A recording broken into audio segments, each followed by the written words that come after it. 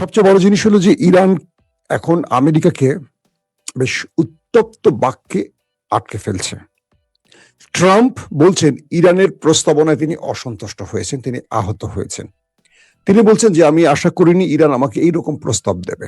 তার মানে ইরান বলছিল যে যতগুলো বিষয় আছে আমরা আলোচনা করতে চাই, কিন্তু নিউক্লিয়ার ইস্যুটি সবার পরে থাকবে, এটি আলোচনার মূল থাকতে পারে না।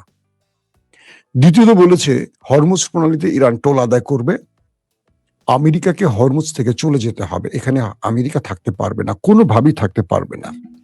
তিন বলেছে ইরানের উপর যতগুলো নিষেধাজ্ঞা আছে প্রত্যাহার করতে হবে এবং ইরানের উপর আর কখনো হামলা করতে পারবে না, এটা গ্যারান্টি দিতে হবে।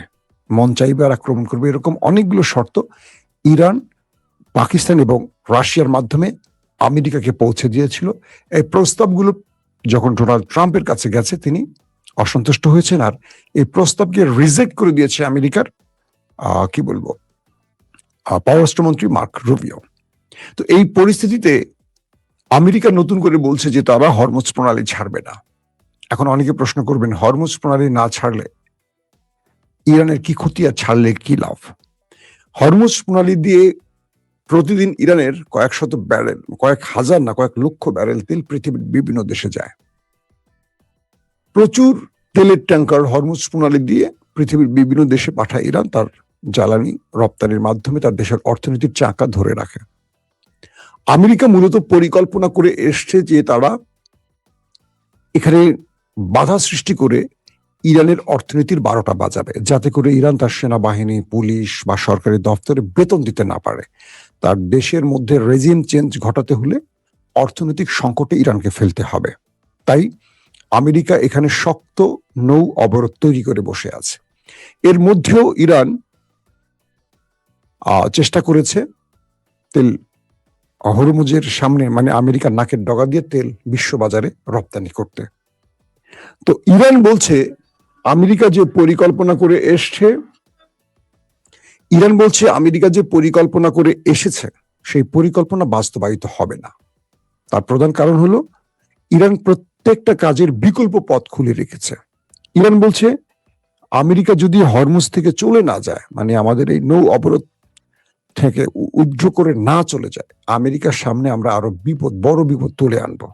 প্রয়োজন হলে বাবুল মান্দাব এবং হরমুজ প্রণালী দিয়ে সকল তেলের ট্যাঙ্কার বন্ধ করে দেব, পুরো পৃথিবীর কোনো তেল এখান দিয়ে আর আসা যাওয়া করতে পারবে না। তাহলে সেটা সামলাবে কি করে আমেরিকা?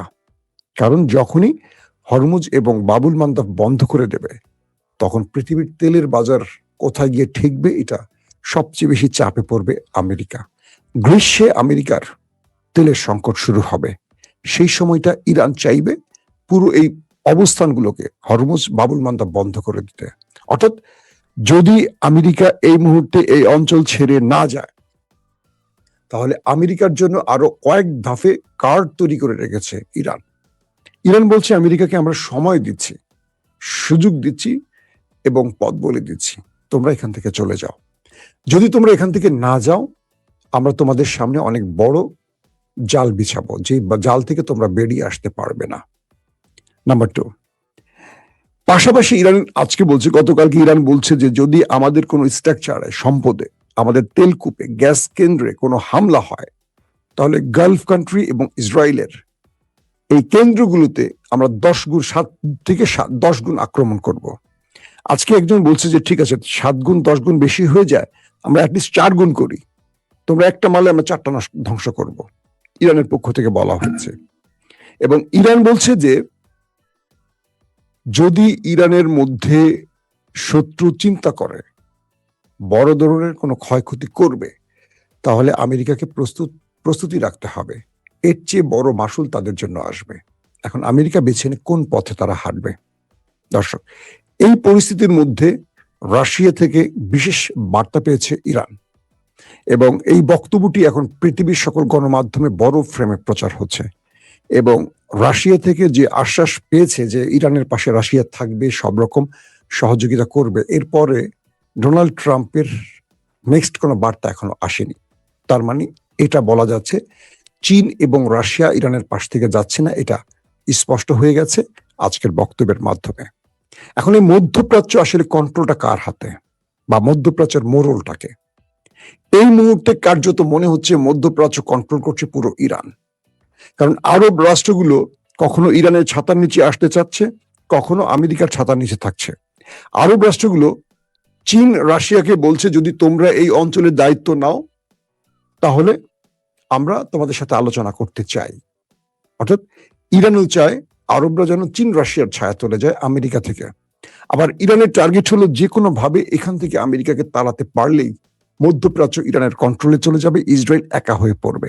কারণ ইসরায়েলকে রক্ষার জন্যই মধ্যপ্রাচ্যে আমেরিকা এতগুলো ঘাঁটি গড়ে বসে আছে। তো এই ক্ষেত্রগুলোতে এখন মনে হচ্ছে আমেরিকার চলে যাওয়ার সময় এসেছে। কারণ আমেরিকাকে আরবরা যেই চোখে এতদিন দেখেছে বাঘে বা সিংহের চোখে, এখন দেখছে তারা ভেড়ার চোখে, যারা ইরানের হাত থেকে নিজেকে রক্ষা করতে পারেনি। এখন আরবরা ভেতরে ভেতরে তাদের পার্টনার খুঁজতেছে, চীন রাশিয়ার সাথে আলোচনা করছে ইরানকে বোঝাতে। আবার ইরান আরবদের বলছে, তোমরা আমাকে ভাই মনে করতে পারো, আমাকে শত্রু ভেবো না, আমি তোমাদের জন্য আগ্রাসী নই, দখলদার নই, আমি হামলাকারী নই। ইরান তার মাতৃভূমি বা তার ভূখণ্ড থেকে 1 ইঞ্চি মাটি অতিরিক্ত কখনো দখল করেনি, করবে না, তোমরা নিশ্চিন্তে থাকো। কিন্তু আরবরা বিশ্বাস করতে পারছে না। তো সবকিছু মিলে এই মুহূর্তে লড়াইটা এমন একটি জায়গায় তৈরি হয়েছে যে আরবে মধ্যপ্রাচ্যের মোড়ল কে থাকবে এটা নির্ধারণের খেলা শুরু হয়ে গেছে। না আমেরিকা ছাড় দিচ্ছে, না ইরান ছাড় দিচ্ছে। শেষ পর্যন্ত আসলে মধ্যপ্রাচ্যের মোড়ল হবেটাকে আমাদের দেশের জন্য। তো ফজলু সাহেব কথা বলবেন, মুখ খুলবেন, আর মানুষ হাসবে, এটা নিয়ে বিতর্ক ছড়াবে, এটা একটা পার্ট আমাদের রাজনীতির। তো ফজলুর রহমান সংসদে দাঁড়িয়ে আজকে কি বললেন, দু একটা অক্ষর বলি। তিনি বললেন কালো শক্তি, যেই কালো শক্তির জন্য তাকে দল থেকে বহিষ্কার করা হয়েছিল, আবার পার্লামেন্টে সেই কালো শক্তি শব্দটা তিনি ব্যবহার করেছেন। তার মানে হলো কালো শক্তির জন্য বিএনপি তাকে যে বহিষ্কার করেছে, এটা আসলে দেশবাসীর চাপের কারণে এই কাজটি বিএনপি করেছে। মূলত এই কালো শক্তি শব্দটা বিএনপি ওন করে, কারণ আজকে পার্লামেন্টে সেই শব্দটা তিনি আবারও বলেছেন। 1 2 নম্বর, তিনি যখন জামাত ইসলাম বিএনপিকে সব রকম রাষ্ট্র পরিচালনায় সহযোগিতা করতে আশ্বাস দিল, জ্বালানি সংকট মোকাবেলায় জামাত যখন সরকারের পাশে থেকে কাজ করার আশ্বাস দিল, যখন তারেক রহমান জামাতের সেই প্রস্তাবিত বিষয়গুলোকে অ্যাকসেপ্ট করে একটা কমিটি গঠন করে দিলেন, অর্থাৎ জামায়াতের 5 জন এবং বিএনপির 5 জন, সরকারের 5 জন, বিরোধী দলের 5 জন, 10 জন মিলে একটি কমিটি নির্ধারণ হয়ে গেল। পুরো বাংলাদেশ বিএনপির প্রশংসা করলো, জামাতের প্রশংসা করলো। কেন প্রশংসা করলো? এই প্রথম পার্লামেন্টে সরকারি দল এবং বিরোধী দল কোনো একটি বিষয় এক হতে পেরেছে, যেটা বাংলাদেশে আমরা সচরাচর কখনো দেখি না। এর দুটো কারণ, তারেক রহমান বাংলাদেশকে এগিয়ে নিতে চান, তার স্বপ্নের বাংলাদেশ গড়তে চান। আর দ্বিতীয়টি হলো জামাত ইসলাম তথাকথিত বিরোধী দল না হয়ে তারা রাষ্ট্রকে গুছিয়ে নেয়ার জন্য বা রাষ্ট্রকে এগিয়ে নেয়ার জন্য সরকারি দলকে সাহায্য করার কি বলবো স্বপ্ন, মানে সাহায্য করতে চান এক কথায়। তো দুটো দলের এই পজিটিভ বিষয়টাকে কিভাবে ধ্বংস করা যায়, যেহেতু বিএনপি জামাত একটা সংসদের মধ্যে গঠনমূলক আলোচনা করছে, সৌহার্দ্যের একটা ব্যাপার তৈরি হচ্ছে, আমরা দেখছি পূর্বের মতো গালিগালাজ চলছে না, কারো বাপ মা তুলে গালিগালাজ হচ্ছে না, জিয়াউর রহমানকে রাজাকার বলা হচ্ছে না, খালেদা জিয়াকে দুশ্চরিত্রা বলা হচ্ছে না, তারেক রহমানকে নানান ভাষায় গালাগাল হচ্ছে না। আবার বিএনপির মধ্যে বিশেষ করে কিছু সম্ভ্রান্ত ভদ্র নেতারা জামাতকে সেই অর্থে গালাগাল দিচ্ছে না। তো তাহলে কি করতে হবে? দিল্লির এজেন্ট বা হাসিনার এজেন্ট তো কিছু আছে বিএনপির মধ্যে, এটা সবাই জানে, এটা তারেক রহমানও জানে, আমি শুধু না, তারেক রহমানও জানে। তাদেরকে লেলিয়ে দেয়া হলো যে সংসদকে উত্তপ্ত করো। তাদের মধ্যে এই একজন ফজলুর রহমান, তিনি বাংলাদেশের নিজেকে স্বঘোষিত মুক্তিযোদ্ধা, তার পুরো হিস্টোরি আমি একটা স্টোরিতে দেখেছিলাম, পিনাকিদা ওইটা নিয়ে স্টোরি করেছে। এই ভদ্রলোকের মুখ থেকে যে কথাগুলো শুনবেন, কখনো মুক্তিযোদ্ধা মনে হবে না, মনে হবে এই জাতিকে বিভাজিত করতে চান তিনি সবসময়, মানে তিনি একটা বিভাজিত জাতির পক্ষে। তিনি বলছেন ইউনূসের আমলে কালো শক্তির কারণে এই দেশে রবীন্দ্র চর্চা হয়নি, লালন চর্চা হয়নি, নাটক মঞ্চস্থ হয়নি, এটা হয়নি, সেটা হয়নি। তিনি বলেন নাই যে আওয়ামী লীগের মতো কালো শক্তিকে বিদায় করে ইউনূস যে সরকারটি বসছেন তার পেছনে বিএনপি জামাতের সবচেয়ে বড় অবদান ছিল। এই শব্দটা তিনি একবারও বলেন না, কারণ হাসিনার বিদায়টাকে গ্রহণ করতে পারছেন না, মেনে নিতে পারছেন না ফজলুর রহমান, বিএনপির নেতারা, মানে বিএনপির এই ফজলুর রহমানের মতো নেতারা, যাদের নামটা বিএনপিতে কিন্তু সকল কর্মকাণ্ড আওয়ামী লীগের পক্ষে থাকে।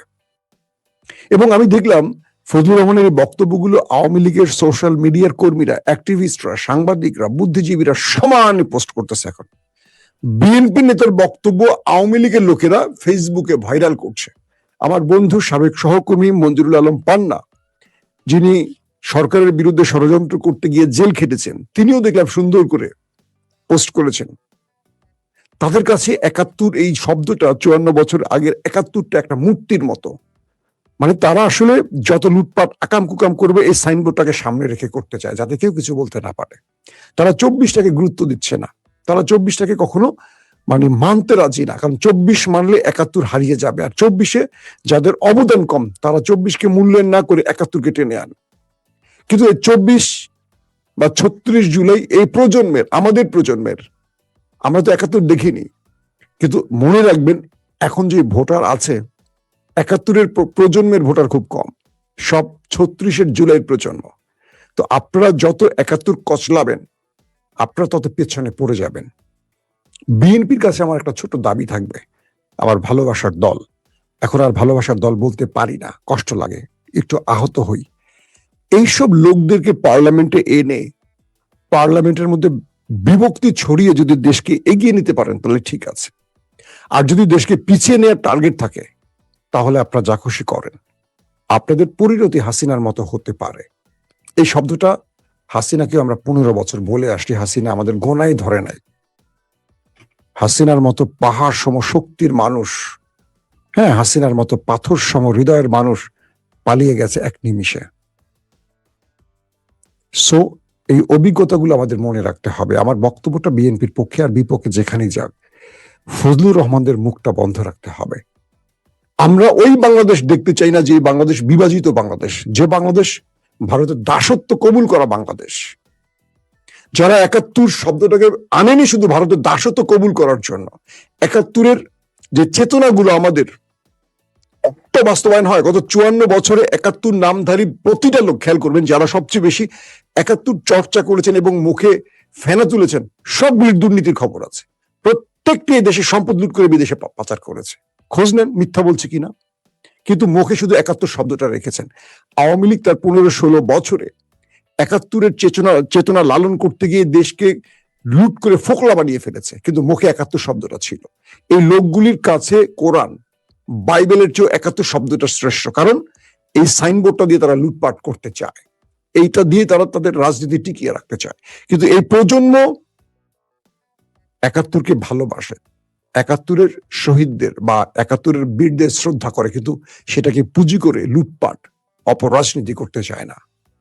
এই প্রজন্ম চায় দেশ এগিয়ে যাক, পৃথিবীর বাকি দেশগুলোর মতো বাংলাদেশ স্বনির্ভর হোক, একটা উন্নয়নশীল দেশ হোক, রুল অফ লয়ের দেশ হোক, মানবিক বাংলাদেশ হোক, মানুষের বাক স্বাধীনতার বাংলাদেশ হোক।